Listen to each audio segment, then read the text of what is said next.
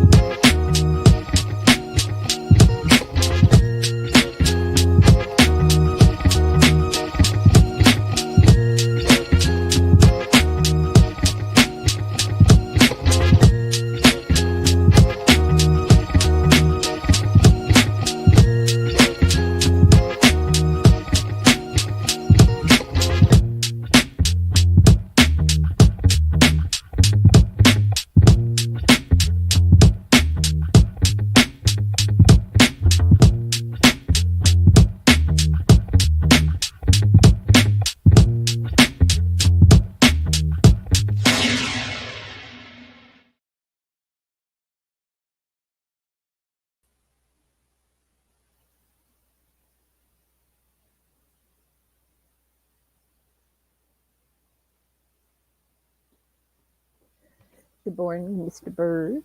Good morning, Marsha. How are you? I'm great. How you doing? I'm doing fine. I'm doing fine, thanks. Yeah, still standing. Yes. That's a big part, right? That's a very big part. That's a very big part. Still standing. Still standing. And it's a wonderful thing because a whole bunch of folks aren't doing that today. That's right. That's right. That's exactly right. Yeah, we have to. So I'm glad to be a part of that. Right. No question. That's exactly right. That's exactly right. So what's going on in your world, David Byrd? You know what? Things are going fairly well. I don't have any complaints. I've got a couple of clients.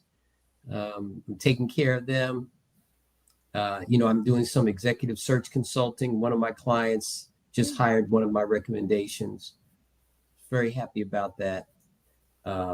Great candidate, lawyer. They were looking for lawyers. And so this young man is just, he's on the upswing in his career. So I was glad to see that. And I'm doing some other work, some coaching with some nonprofits. So I don't have any complaints. That's nice. But let's talk about that coaching business. How did you get involved in it, and what's the outcome for the coaching? What happens? How do you get your client involved in it? What do they need, or what is it that you provide? Well, it's different for different clients. It depends on what they're asking for. What I try to do is meet clients where they are. I got started in the coaching by accident. I was asked almost 10 years ago, I was asked to fill in for somebody who was on medical leave. I wasn't a coach at the time, but somebody just thought that I was a coach in the sense that they said because of my ability, they thought I was a coach. So I stepped in for what was only supposed to be 8 weeks, and it turned out to be 8 months. And so from there, I just decided to get my coaching certification. And then I got an opportunity to coach homeless families and individuals in homeless shelters in DC. Then I got a chance to work with incarcerated youth between the ages of 13 and 17. And I tell people all the time that all I saw behind bars was Black and brown young men. That's all I saw. And I was convinced, if I was never convinced before, that convinced me that if those families, if the families of those young men had access to decent legal assistance, not even the best, just decent legal assistance, half of them wouldn't be there, which shows again the imbalance of our criminal justice system, right? If you have access to resources, you can defend yourself against whatever in court, as opposed to if you don't have access to the legal system, you're at the mercy of the justice system. Right. And so what I've done is I've done everything from develop a curriculum. I work with a couple of nonprofits that want me to work with their executives on how to communicate better to employees, Mhm. how to developing them as leaders. What does it mean to exhibit leadership qualities in an organization? How to communicate more effectively. So I just try to meet people where they are, and I also use my coaching in my executive search assignments. Is that I see myself, although I represent a client trying to find a candidate, I always coach the candidates in their interviews and before their interviews. So I want the best version of them to show up for the interview, because this is a reflection of me. I went and recruited them because I thought they were an excellent candidate. So Mhm. on interview day or the day of the interview, I want the best version of them to show up. And that's huge because that people don't even realize what I used to say all the time. People don't know what they don't know. And so until they really get a thorough understanding of how an organization or a corporation or a new division head, you have to really navigate trying to get information from people to help you build whatever it is that you want to be a consultant or to have a new job with a title, a president or a vice president. You really have to be prepared for it. I think one of the things that was really interesting in looking at in my life, just watching the people grow, friends that you've known for a long time, and different people have contacted me. I guess because I got all this gray hair. so but the conversation is really important because there are things that we need to be able to share. I would really almost look for an opportunity for us to say once a month we just bring some young people together and some seniors together to be able to discuss how you're supposed to move forward, how you're supposed to navigate corporations. If you're in the military, how to navigate that whole military infrastructure. And it's more than a notion. It's not just, okay, I got the books, I got the degree, or I don't have the degree, but I've got the smarts. You've got to navigate it to the point where you can actually communicate what's necessary for you or for your clients to be able to grow and learn. Yeah, and I would even go further, Marsha, in that one of the key things is listen. There's an old adage: you have two ears and one mouth because you're supposed to listen twice as much as you speak.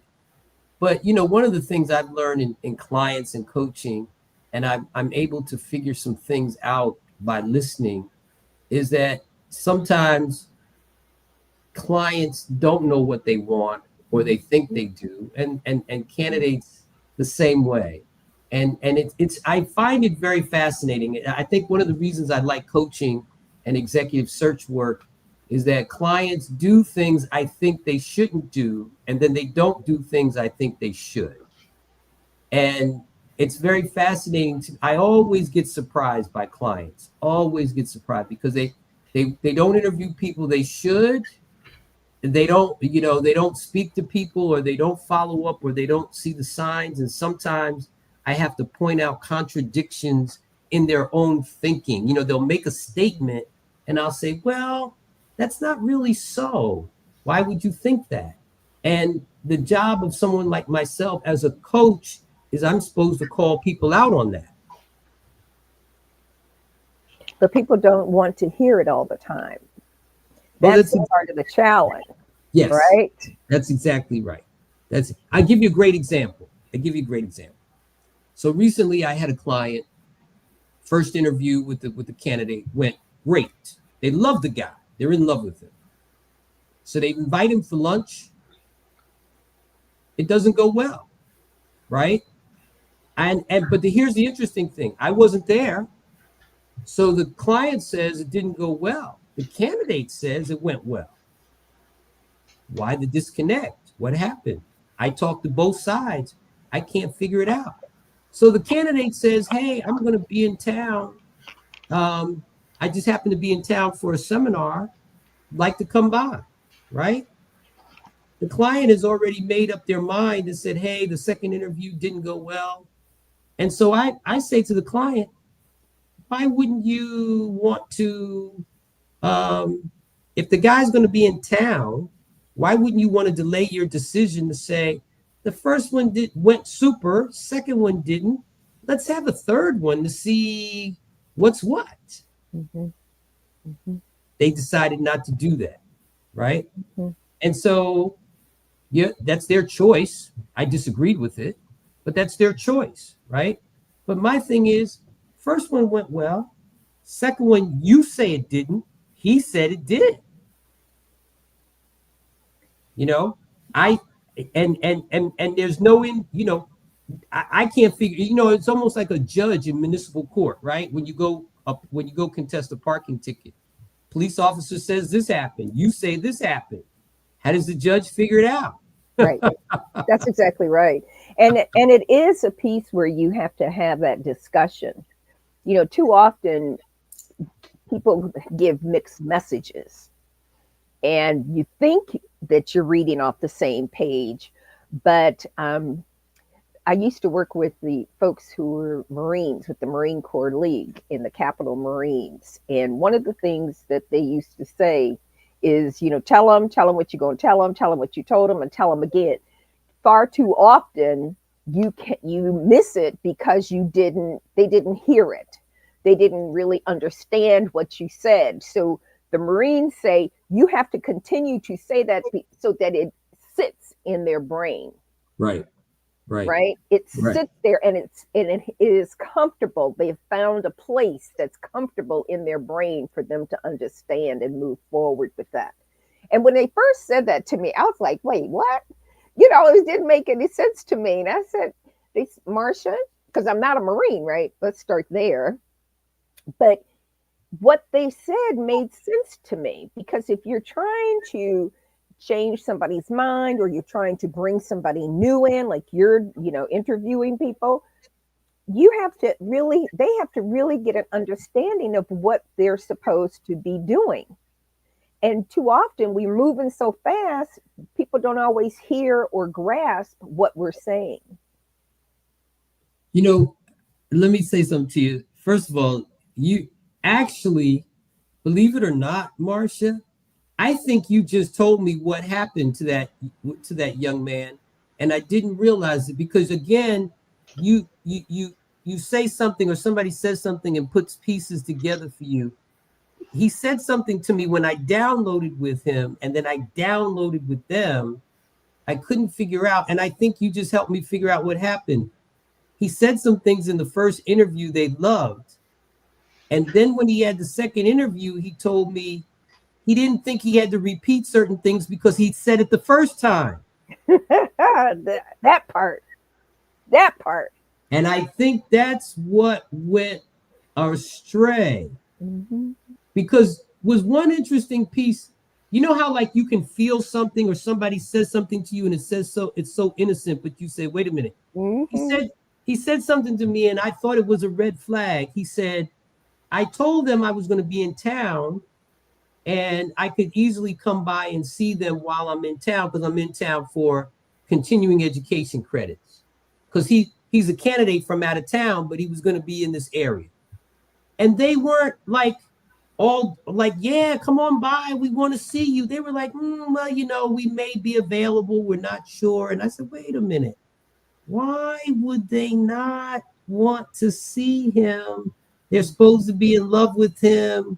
But I kept that to myself when he said it. I said, something's not right here. And sure enough, I was correct. But you, believe it or not, you just said something that clicked with me. He thought because the first one went so well, he didn't have to repeat certain things in the second interview. Okay, everybody, we'd like to welcome you to the David Byrd Show. First name is Doni, last name is whatever. Marsha Jews, good morning. Good morning, Doni. Good morning. We are having some challenges over here. Nonetheless, Marsha, did you vote? What? What? Did I vote? Yeah. Now, Marsha, this is a friendly interview. I just need you to know. David and I actually were born. We have the same birthday. We have the same birthday. Oh, okay. I need to. Okay, let me protect myself over here. Let me protect myself over here. Well, no truer words could have been spoken. So, and I'm waiting on a young man to join us, Jason Rodriguez. Okay. Donald Trump is the president, Marsha. Well, damn, it ain't that bad. Yes, it is. Yes, it is. Well, some people predicted that Trump would win. I did, except I did not predict, and I'm gladly say it. I'll gladly admit it. I did not predict he would win the popular vote. I thought he would win the Electoral College like he did in 2016. My wife correctly predicted that he would win both the Electoral College and the popular vote. And I'll tell you why she correctly predicted and why I missed it.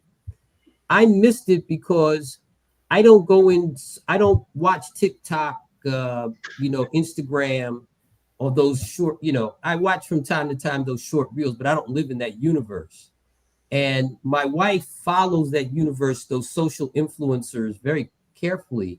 And by spending about quite a bit of time in there, she predicted that he would win the popular vote. And I was caught off guard by that. I was very surprised. David, I wasn't. I have to admit to you publicly, you were right. I was wrong, you were right. You predicted it. Normally I like to call it, but I gotta tell you, I was hoping. Was the subject the entertainer?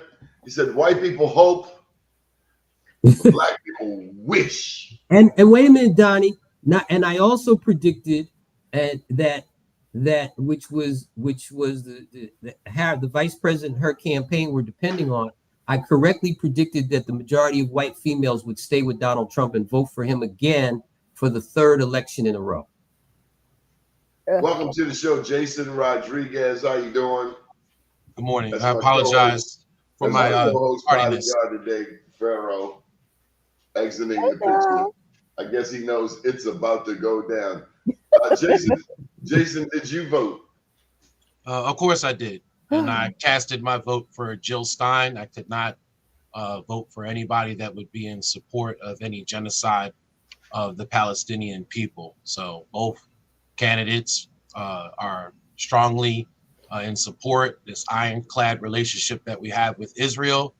And Jill Stein and some of the other independent candidates were talking about ending the proliferation of weapons to Israel and ending the genocide of the Palestinian people. So yes, I voted. So 75% of black men voted for Kamala. 90% of black women voted for Kamala. But David, you said your wife peeped a demographic that no one's talked about, black women who would not vote for Kamala. No. I said, first of all, I predicted that majority of white females would vote for a third election for a row for Donald Trump. I predicted that back in August. That came to be true. I just can't figure out why, if they voted for him 2 elections in a row, that people thought that was going to switch.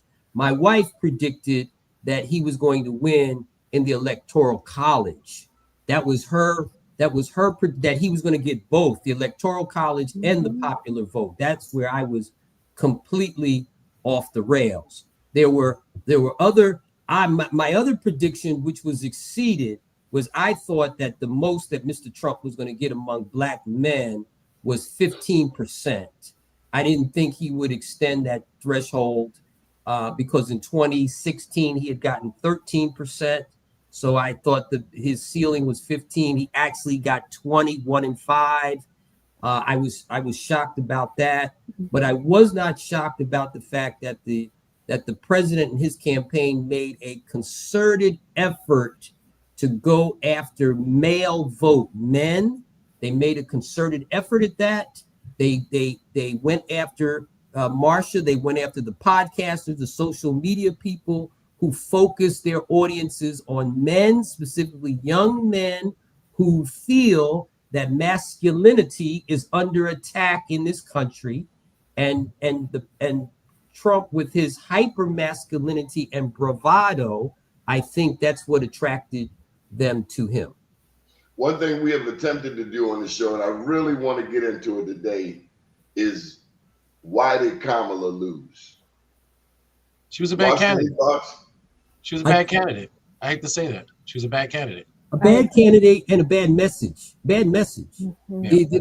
The number one thing for everyone was the economy, jobs, inflation, whatever headline you want to give it. I think her campaign mistakenly, this goes back, and the New York Times wrote about this on the front page 2 Sundays ago, about they're having problems with white females, which justified what I'd been saying for months. But I think they mistakenly thought women's rights, reproductive rights, abortion was number one, and it wasn't. No. Number one was the economy. Number 2 was the immigration migrant situation. And then number 3, maybe, was abortion rights, reproductive rights. Marsha Jews. Yes. Why did Kamala lose? Kamala was too cheeky and too giggly. And a lot of the women that I've spoken to, friends of mine, that's not what we were looking for. And she would always have a giggle, and everything had a little laugh behind it. And this stuff is real serious. And we don't have time for, we do that at the Tea Party. We don't need to do that on stage when we're trying to get people to get out there and do the right thing and vote properly. And so her message got lost. It got lost to me. I was really disappointed because it was too much fun. She was having too much fun. And this was bigger than her personality. Jason, why did Kamala lose? So I'm going to go down this rabbit hole, unfortunately. So this really goes back to Joe. This really all starts with Joe. She lost because of Joe, because he acted too hastily in reference to stepping aside and allowing her to have more campaign time. I think also there was never really a support from Joe, from our understanding, and the if you want to call him the Judas of the Democratic parties, are starting to come out, and they're starting to go on the talk shows and the circuits, doing the circuit shows, and they're basically laying out a lot of faux pas that were made inside the campaign, including that there was never really any support for her from the beginning. They knew from earlier exit polling that she was struggling from the beginning. Originally, the demagogues, the top dogs of the party, Nancy Pelosi. There was even a discussion, from what we understand, with Bernie Sanders and others, and of course Barack and Michelle and all of them. There was a major conversation, and they, at the time, they were under the decision that this was going to be either an open primary or an open convention. Was the notion, from what we understand. They are spilling the tea about. And we know what ended up happening was that Joe kind of being, I guess, upset because they were chastising him in reference to his performance in the debate, and was asking him to step aside and let's have an open convention. I don't think that Joe was in agreement to that, based on all the information that's being shared by the inside political pundits.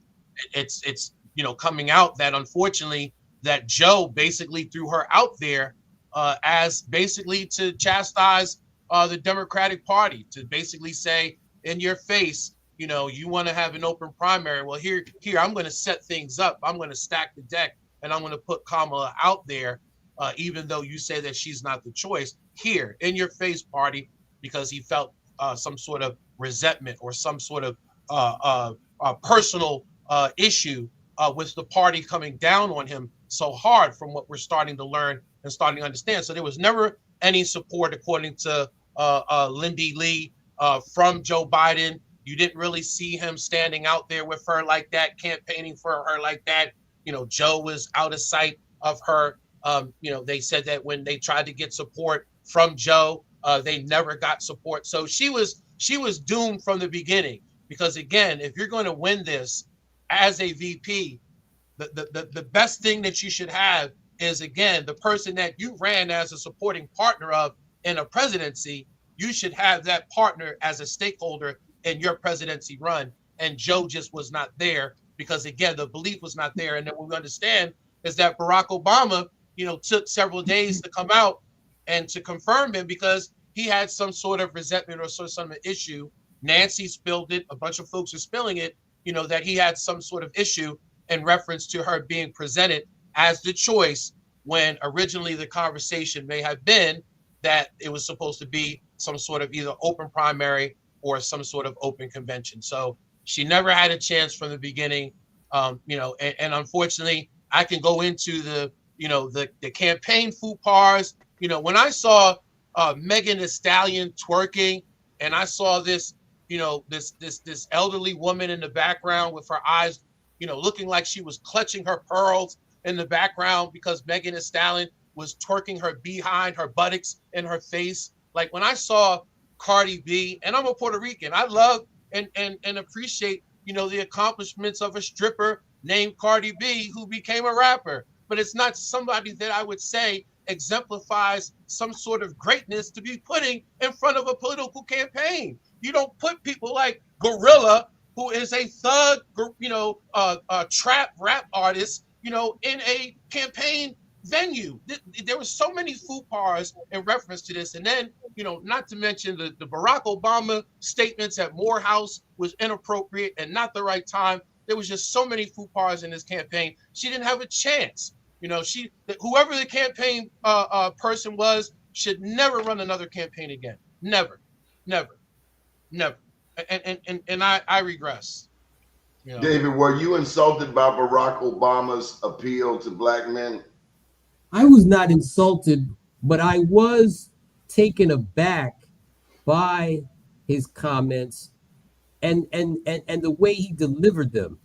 And then I was also taken aback by the ferocity of the backlash against him. Again, I go back to what I said, Doni. I was caught off guard with some of the things that I saw happening, which makes me believe I'm an OG, and I'm glad I got off the field. And Marsha, now I'm glad I'm a coach, as opposed to taking the hard knocks actually on the field with some of these young folks, because I wasn't offended, but I was taken aback by it. And his attitude, if you go back and watch the tape, his attitude in his face when he's talking to them. And then I was taken aback by the ferocity of some of the people against him, including, which I watched in its entirety, Stephen A. Smith's comments about how he respected the former president, but he wasn't on board with what he said. And so I think what that showed me, and I made this comment to a very good friend of mine just the other day in a text, is that the deference to Barack Obama is over. I think for a while there was deference to him and what he said, but I think that deference is now gone. Was it Marsha? Was it a second black president too soon? It's my understanding that white people were still traumatized. One of our guests said that yesterday. That was it you, David? It was. The black, the white America is still traumatized by 8 years of a black president. How dare you think that you could have all that melanin coming back again? How dare you think that you could have the audacity to have a woman, let alone one with melanin in her skin? How dare you think that you should be able to do what you want to do in the United States of America, when in fact that door is not open for us for real? Jason, I think you called it. You said by 2045, black and brown people will outnumber white people. So this is. Are you ready? Are you ready? Are you ready? The last hurrah.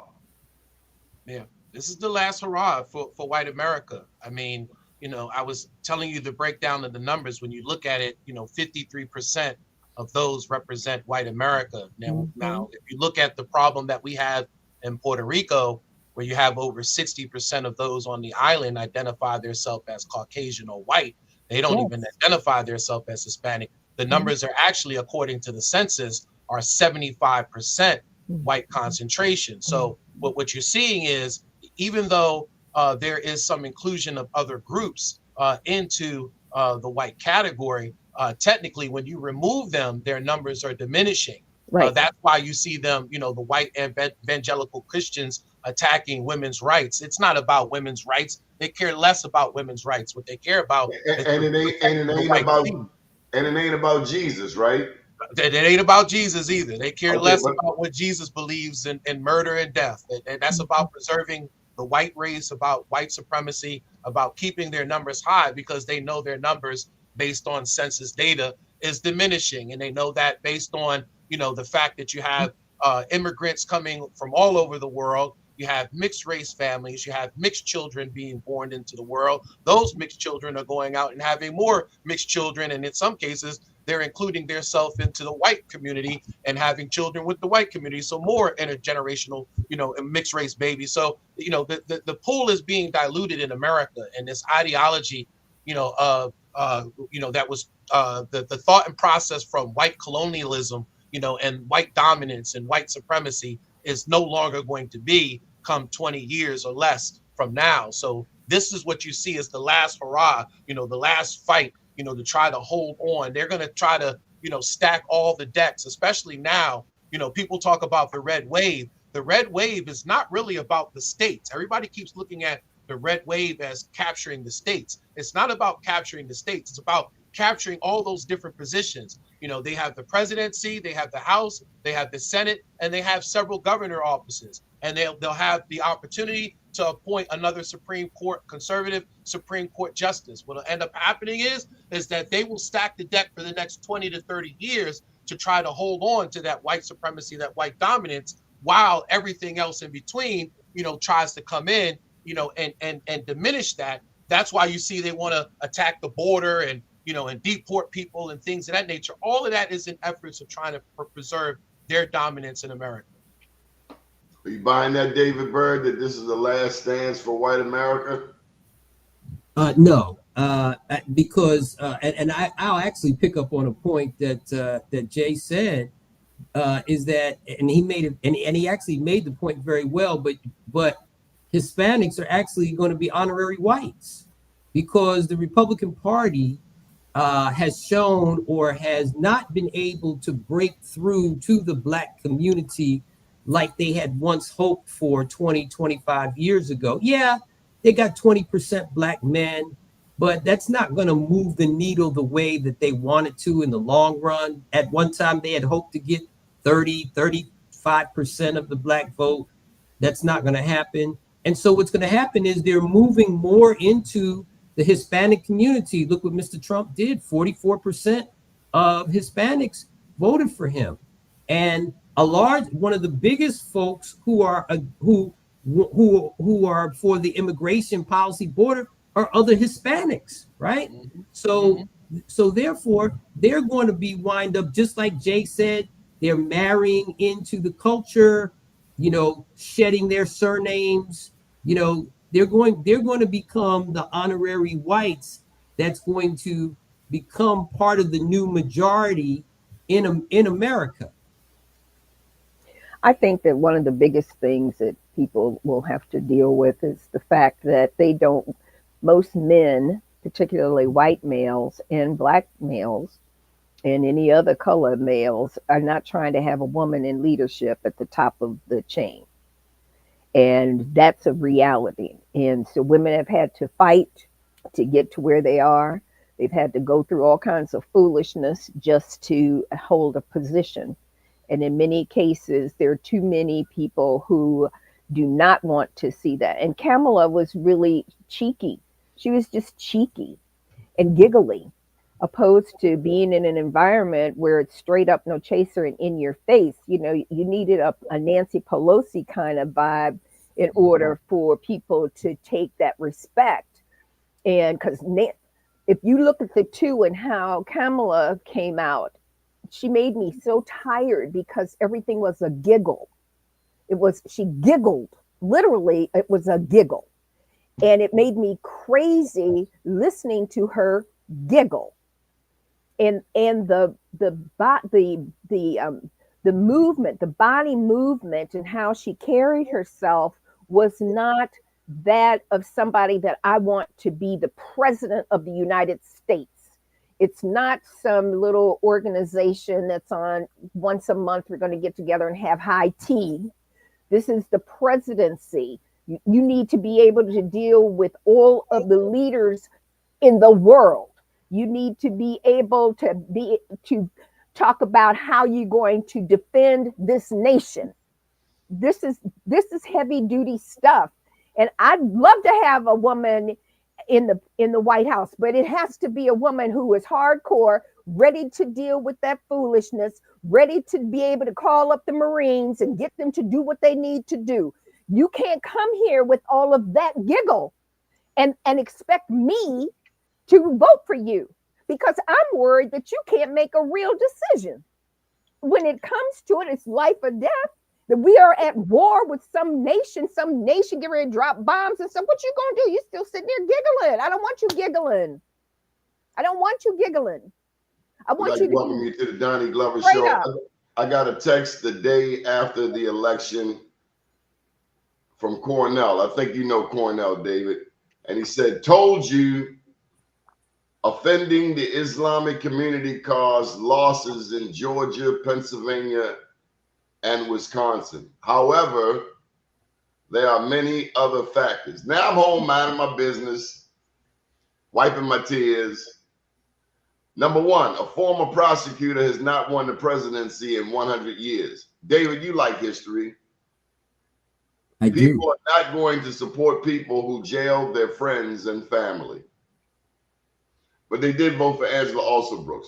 Number two. That was a perception. And again, if you really did the fact check, you would find that that wasn't true, that they included the overall numbers in California to her totals in reference to arrest. And that wasn't accurate. But it's the perception. And correct. It was the perception. It's just like going to court. It's not Donnie, what you know, it's what you can prove. And Donnie, I would say about Miss Alsobrooks, she wasn't running from a law enforcement position when she was running for the Senate. County executive. County executive. You're right. If she had been running from the prosecutor spot as Prince George's County State's attorney, might have been, maybe it'd have been closer, but it might have been, who knows? Number two, Kamala needed a strong voice to partner with her on the ticket. Day one, I said that Joe Manchin should have been the pick. Instead, Kamala picked Soupy Sales. Number three. Now, come on. I grew up watching Soupy Sales and I liked him. I have no idea what Soupy Sales is. Jason, you know what Soupy Sales is? Yeah, it goes back. Huh? It goes way back. That goes. There must be some kind of Baltimore stuff. I ain't never heard of those Soupy Sales. Soupy Sales. Well, if I can take 30 seconds, Donnie, Soupy Sales was a character on early morning TV that kids used to watch. And he was a comedian, you know, told jokes, but they were for kids. And it was very funny when I was 5 years old. Okay, number three, I've been in the company of Black people who had big difficulties in supporting Kamala. First, they don't accept that she is Black. Second, older Black women were offended by her giggling and shaking her ass at public events. They didn't see her as a statesman. So many reasons. SHIT, all is set up anyway. I think all of those are I think all of that is fair comment. No I think, question. but here's another thing. Here, I'll go back to, and Jay alluded to this earlier in his comments, and I'll go even further. Nobody voted for her, right? She wasn't battle tested. You know, first of all, she dropped out of the 2020 primaries before a single primary. She got put on the ticket, selected by Joe Biden. Then he drops out after the debate. And he doesn't say, well, hey, let's go to the convention, and anybody who thinks they can be president, let the delegates decide. No, she was shoved in people's face and said she's the nominee. And so nobody had ever voted for her, right? So that's like taking an untested weapon into war. Right. That's exactly right. And now you push the button for the first time and you say, gee whiz, why didn't the missile lift off? But why was she even there in the first place? Why was she even there in the first place? Right. As I mean, you were president. Seriously. Right. You were sixth place, in the last primary. You weren't likable then. What changed in 4 years to present her?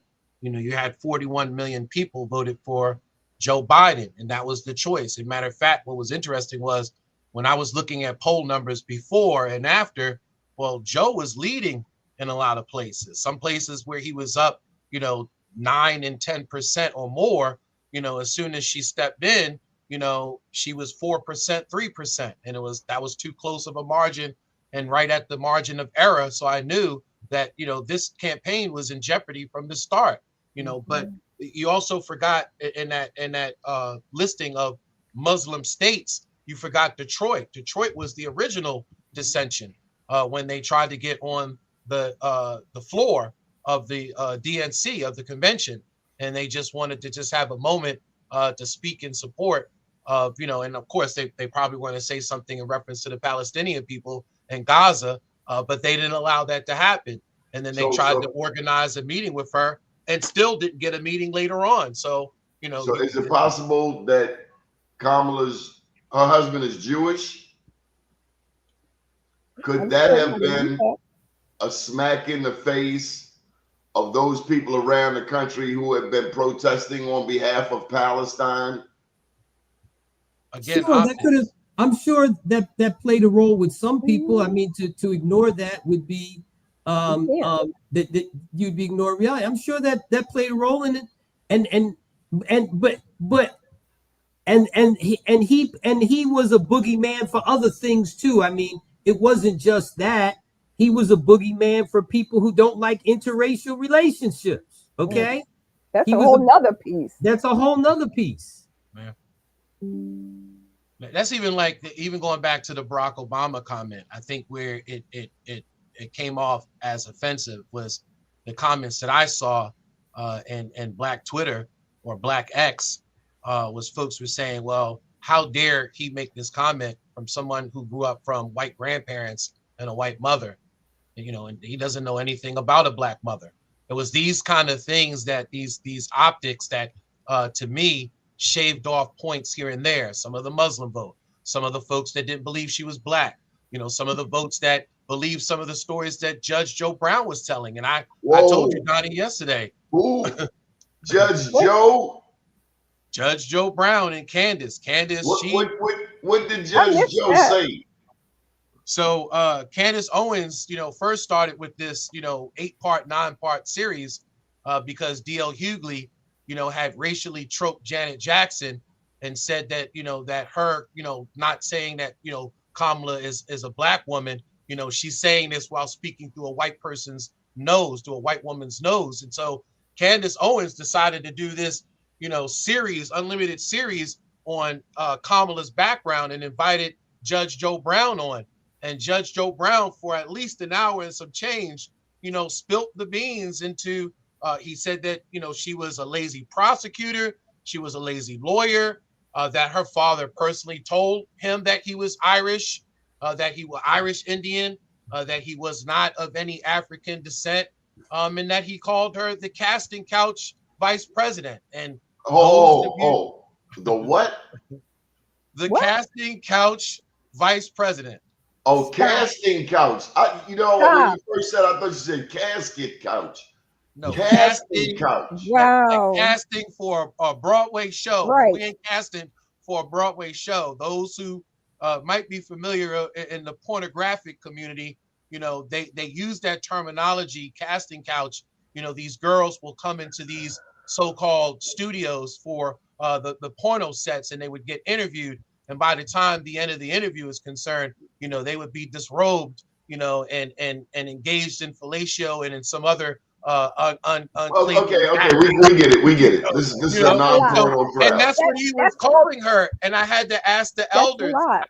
I had to go to the elders and I said, look, Baba, Mama, give me some guidance here. You have Judge Brown saying this, and blasting this over the airwaves. I'm pretty sure that this is not helping her. And they would tell me, they said, well, look, Judge Joe Brown is a drunk, he's not to be taken credibly. And I'm like, but he didn't seem drunk or belligerent or anything on the interview. He seemed sober, right-minded, very clear, shared some information about the CIA, and America's involvement in over, tens of thousands of murders of world leaders and all kinds of stuff, and shared all kinds of information in reference to Dr. King and JFK. So I asked the Babas and them, I said, well, am I to discredit all that information that he said too? When all that stuff could be looked up and validated, we know the FBI was directly involved in Dr. King's killing. And he had direct involvement, he says, in the investigation or the trial or the case Judge Joe Brown claims he had some sort of involvement in. So are we to discredit everything that he says? Or is this man speaking truth to power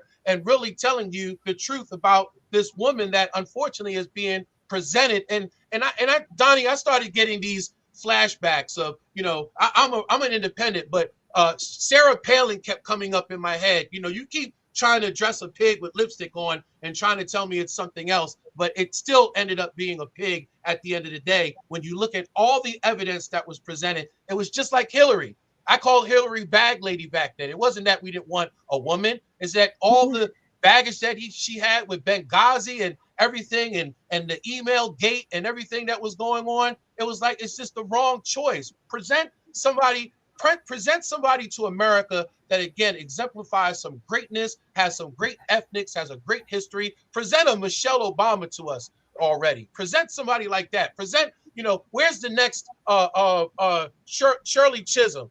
These are women with integrity. These are women with power.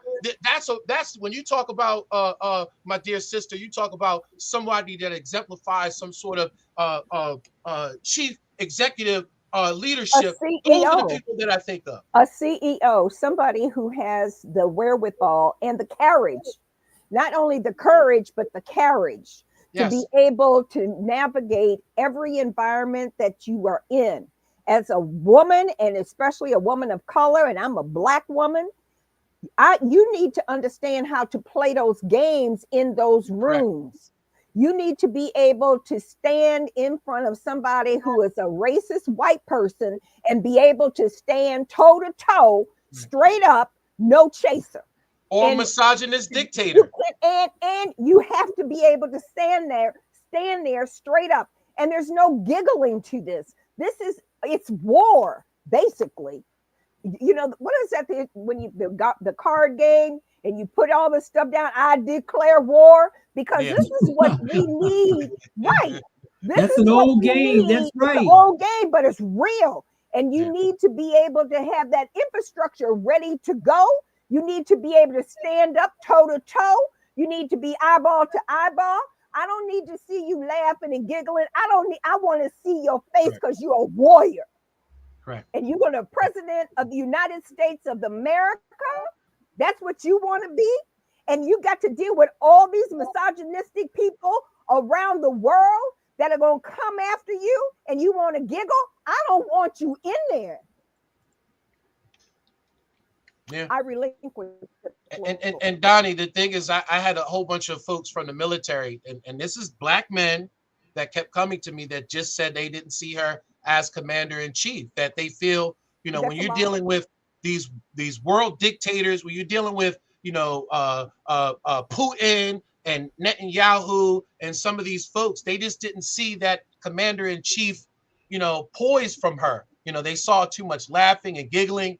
And I think that she didn't understand that she has to step up to that role. That's okay, probably for a vice president role. But now that you're going to step up into a role that, again, this is the most powerful country in the world, and I think that's what people are not understanding. The reason why we probably have not seen a woman yet, it's not that we're not ready for a woman, it's that this woman has to be ready to be the leader of the most powerful country of the world and deal with all these other misogynistic, Islamic Sharia law and all these other, misogynistic cultures and things that they have to deal with as a leader. I don't think that she was just at that position, at that level. Like I said, when I think of somebody, I think of somebody again, like, our old leaders, and Maxine Waters. That's Yes, somebody that a I know has warrior. the tenacity. A warrior. A warrior. Maxine did not play. She did Right. not. She don't play with They ain't gonna nobody. play with Kim Jong-il. No. It's not. She's not gonna play with North Korea. Mm-mm. She's not gonna be writing love letters to North Korea. Straight up in your face. Right. That's the type of black woman that we need.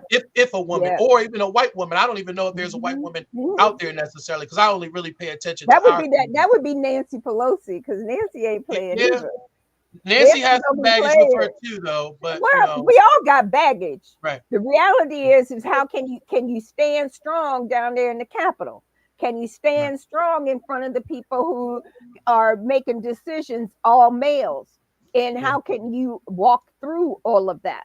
I think Shirley Chisholm was the right person, but I think it was the wrong era, wrong time. That's right. If she had been that person that was at this position and this time, she would be president of this country. No doubt about it. Comfortably. That's a black woman that I would vote for.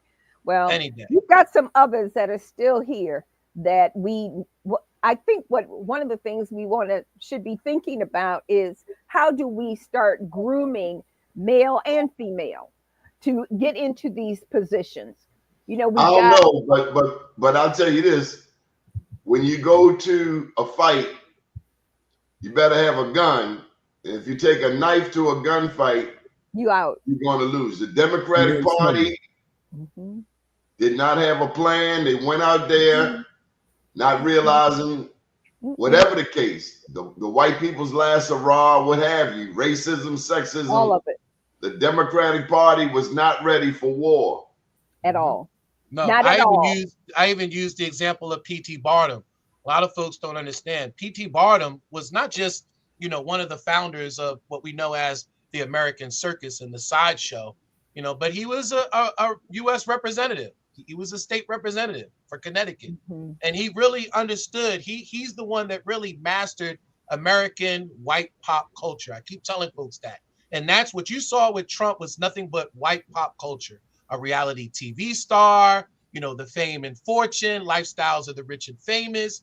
He's been in all the celebrity circles before they started demonizing him, and casting him out. He's been on everybody's platform and was supported by almost everybody and is giving money to almost everybody's campaign. So, he is pop culture, Americana pop culture right now for white America. And we don't understand that they have the dominance in this country right now. And the talk of division that I'm hearing and the talk of separation, Black women talking about, or women in general talking about shaving their heads off and not giving any to the men and not having children. And I thought that's what we were supposed to be doing anyway until we get married. But in this situation, they're claiming separation from men. You have, folks talking about separating themselves from the Hispanic community and things like that. That's not really reality of America. I give you an example. I'm a Puerto Rican. I'm a Afro-Latino. And I, in Baltimore City, fight for reparations. I know the history. I can go back to the Ark and the Dove and tell you that ever since Maryland has been settled, indigenous people and folks of color have never had an opportunity in this state. And I can give you numerous times in legislation to where reparations is due and owed to the state of Maryland. Why would you want to cast out somebody like me from the community? Again, that's an advocate for the community and an adversary of the community, fighting for the community. Why would you want to separate yourself from us when we should be building strong coalitions of like-minded community folks, whether they be white, Jewish, Black, Hispanic, whatever have you? We all come together and we fight what the real enemy is, which is white dominance, white supremacy, the systematic and systemic issues in America that we still see persistent through people like Donald Trump. Hey, Jason, let me get a word in here from the Jason Rodriguez show. Last summer, I got an invite to the vice president's house. She was having a hip hop party. I was insulted, actually. I didn't go. I ended up not going because when I go to see the president or the vice president. I want to hear about Black business. I want to hear about reversing mass incarceration. I want to hear about money for public education. Yeah. I don't go to the White House or to the vice president's house to see Dougie Fresh. I can do that easily on my own. And so I was insulted because I'm wondering, why is this being shoved down my throat? Mm-hmm. So I don't know if they think, as Mo has stated here, that Black people are dumb.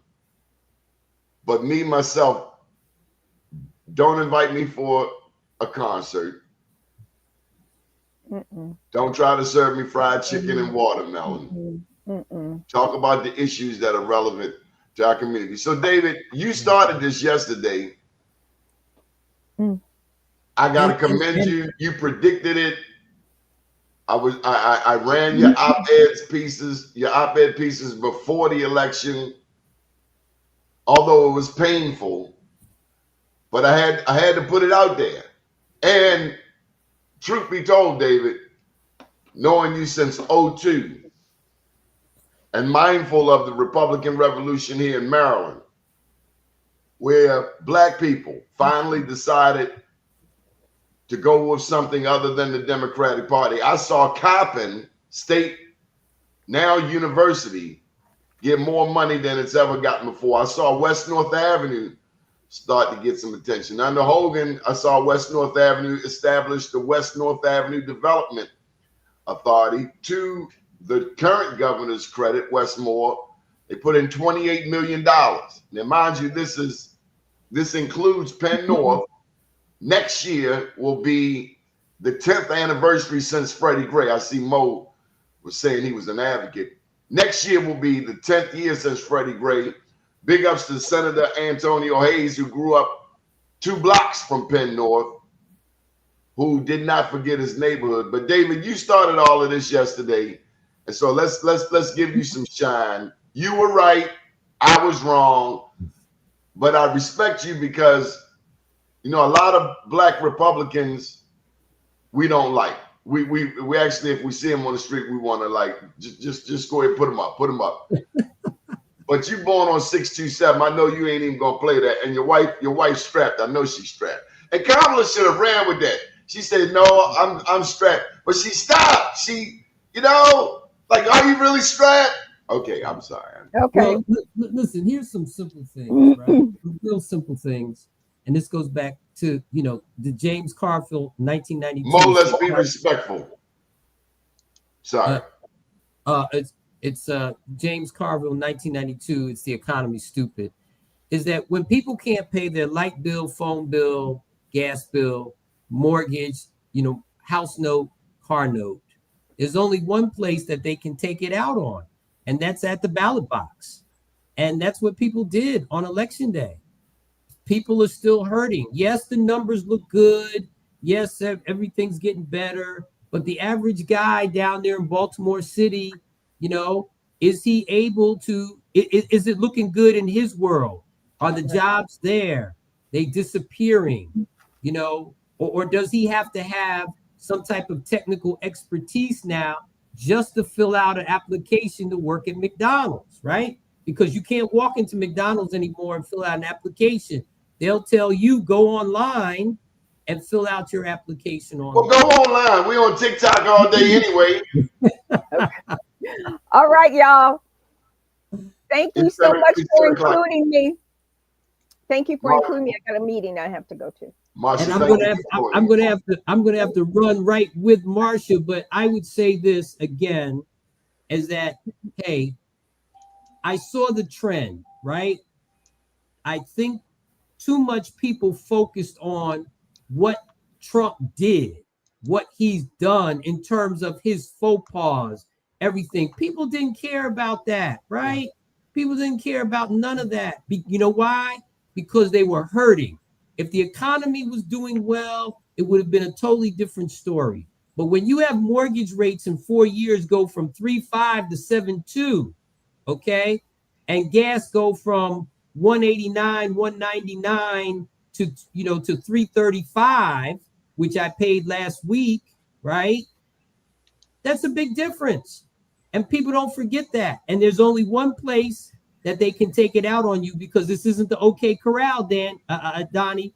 You can't put out your 6-shooter and start shooting around, although some people think it is. So they take it out at you on the ballot box. And that's what they did. David Byrd, we're going to see you at the Black Wall Street Soiree on December the 5th. Marsha Jews is co-hosting. Jason's getting ready to plug it all over Radio 1. This is our annual event. Got some great honorees coming out.